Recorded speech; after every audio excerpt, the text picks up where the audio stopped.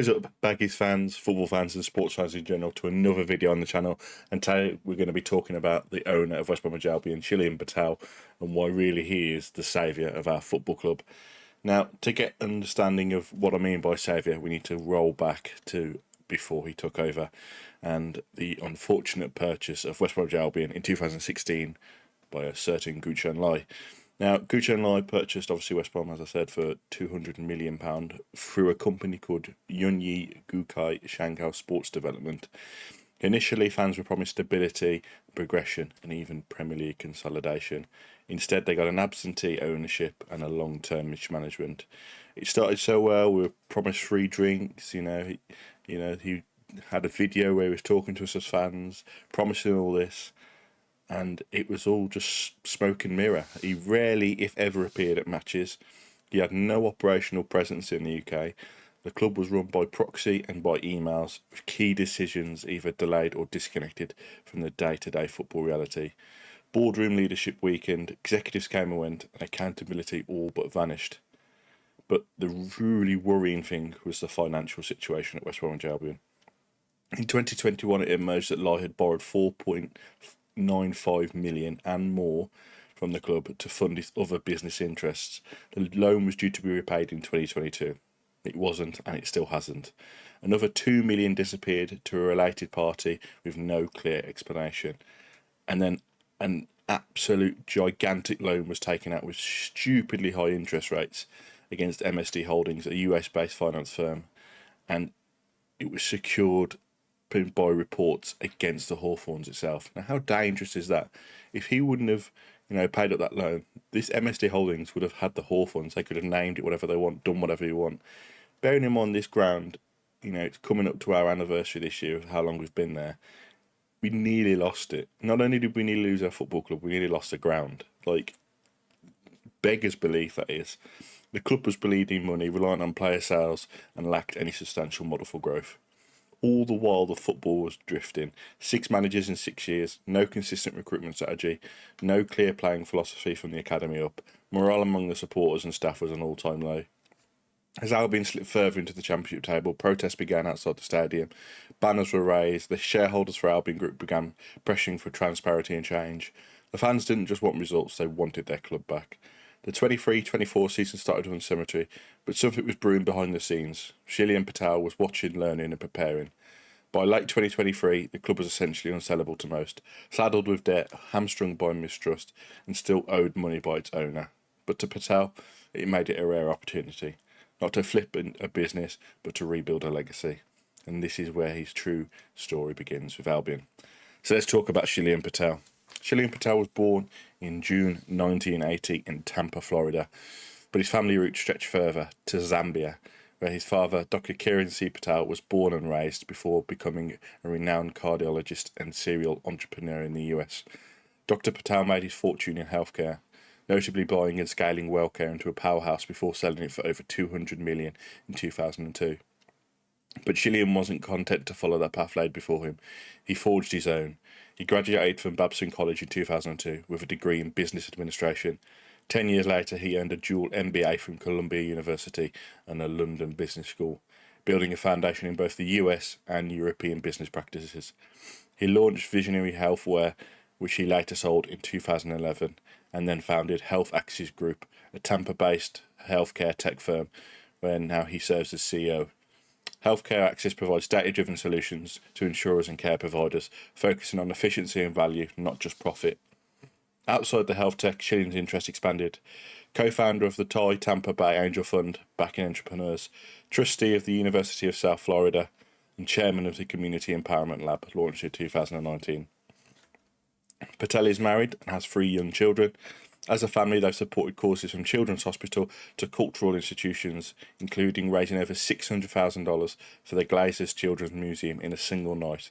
In short, Shilen Patel isn't just a businessman. He's a builder of businesses, communities, and now of football clubs. Patel's passion for football isn't just a post-pandemic holiday or a branding move or just a hobby of his. In 2014, he bought a minority stake in Bologna FC, a Serie A club in Italy. Now, if you haven't been following football over in Serie A, Bologna have recently won their first trophy in a very, very long time. and that's great to see that, he has ownership in a club with proven success. The experience gave him a front row exposure to European football, player management, academy structure, ultras, transfer strategies, the politics, the passion. It was all there.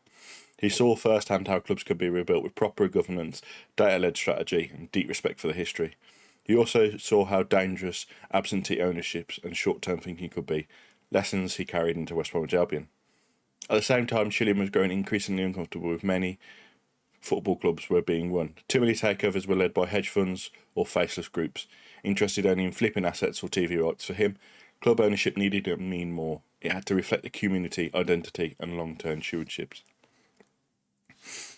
In September 2023, Patel began seriously exploring the Albion opportunity. He learned everything he could: financials, contracts, staff structure, supporter history. What he saw was bleak, but also salvageable. By February 2024, Bilkal Football WBA, owned by Shilen and his father Kieran, struck a deal to buy 87.8% of West Bromwich Albion. The cost, around 60 million, including equity and debt assumption. They paid off roughly 32 million inherited loans and obligations, agreed to repay the remaining debt to MSD Holdings on schedule, took full control of the club operations and strategy. On February 28, 2024, the EFL approved the deal. Shilen stepped into the Hawthorns for the first time as chairman, and his first message: "I'm not here as a saviour, I'm here as a custodian, someone who wants to return this club to where it belongs in every sense."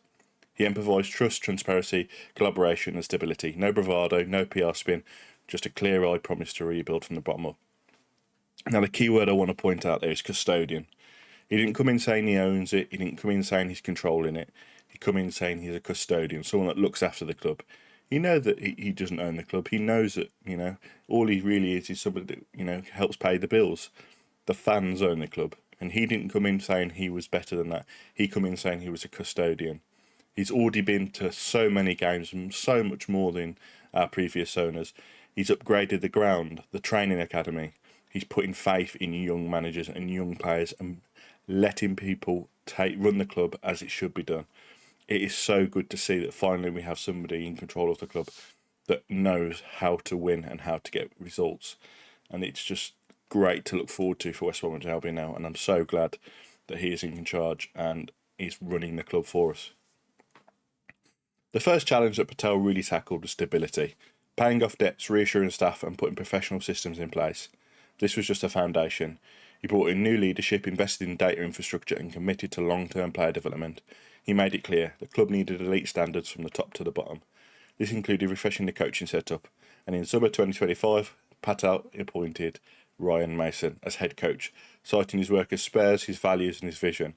Mason, known for progressive football and youth development, became the embodiment of Patel's new sporting strategy: modern, sustainable and ambitious. In parallel, Patel connected with the fans in ways previous owners never did. He held meetings with the Albion Assembly, endorsed safe standing upgrades to Hawthorns, committed to launching a fan advisory board in late 2025. This wasn't just about optics, it was about repairing trust and re-establishing the club's place in the community. At the end of last season, despite a mid-table finish, Shilen sent a heartfelt message to the supporters: "Through thick and thin, your support means everything. We have laid the foundations, the next chapter starts now. Up the Albion." Stuff like that is crucial to us fans. We want to see somebody saying, "Listen, it hasn't gone well this year, but we're starting again. We're starting to build. We're starting to push forward." From what I've heard, he's wanting to put money into the club to buy players, but obviously due to profit sustainability from our previous owners, he's unable to do that, which is a shame, because I think if we hadn't had those worries, we would be in the Premier League by now, because he would have just made sure we'd have got the right players at the right time. However, I do believe we will be there very soon, and I think sticking with Patel and what he can do for us would be fantastic. So what lies ahead for us? Under Patel, West Brom isn't just a club on the mend, it's a club on a mission. With the books balanced, the infrastructure improved and the culture reset, the next few seasons will be crucial. Key priorities include smarter recruitment based on analytics and values alignment. We've seen that with the likes of Hegem and Isaac Price, and even this Tammy Banner that we haven't seen much of yet. Young players signed on cheap that are actually really good, and we could make tenfold on them if we needed to. That is the right strategy for us to be on. Look at someone like Brentford and Brighton who have done that. They're successful clubs because they buy cheap, build, and then sell when they need to. Strengthening the academy to first team pipeline, growing the Albion brand internationally without losing its local identity. Patel's long-term goal is clear: Premier League football, but not at any cost. He wants a sustainable model that fans can believe in and players can grow within. From Tampa boardrooms to the Hawthorns terraces, Shilen Patel is proving that football can still be led by values, vision and a long-term plan. The era of Albion's drift is over, and under Patel, the Baggies are back in safe, ambitious hands. Up the Albion, and I'll catch you in the next episode.